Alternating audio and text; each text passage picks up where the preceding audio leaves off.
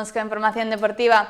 O Rotogal asaltou o Conco. Os boirenses foron superiores ao Dumbría, ao que doblegaron por 0-3 e pecharon a xornada no cuarto lugar do Grupo A. Gran triunfo do Rotogal para comezar o mes de febreiro.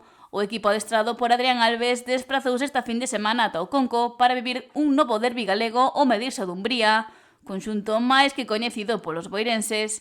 E para evitar sustos, os do Barbanza saíron coas ideas claras á pista e pecharon o encontro pola vía rápida cun efectivo e claro 0-3.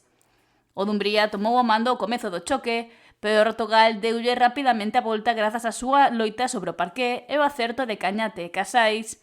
Puxeronse por diante, vantaxe que non puideron acurtar os locais grazas á gran recepción boirense, que se colocaron con 6 puntos de marxe. Os da Costa da Morte intentaron reaccionar, pero os visitantes pecharon o primeiro set por 25-19 grazas a 3 puntos que foron definitivos. A igualdade tomou o mando no segundo xogo. Os dumbrienses non querían ceder na súa casa nin que se lles escapara tan cedo o encontro, polo que aproveitaron erros do Boiro para abrir distancias ata colocarse a 6.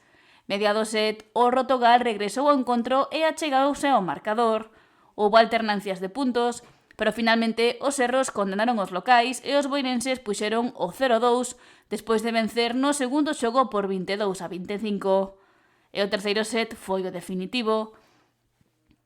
Os do Barbanza tomaron o mando dende o primeiro punto, sen deixar marxe de manobra ao Dumbría, que foi por detrás durante todo o período.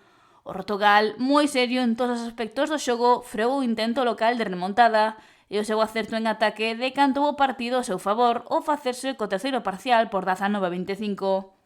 0-3 final, novo triunfo do Rotogal nun derbi galego que o leva a ocupar o cuarto lugar do Grupo A, superando o Cid Jovellanos, que caeu co SWAC Canarias. O Dumbría descolgase da zona media alta da táboa do Grupo A da Superliga 2 e pechou a xornada oitavo con apenas 5 puntos de marxe co descenso.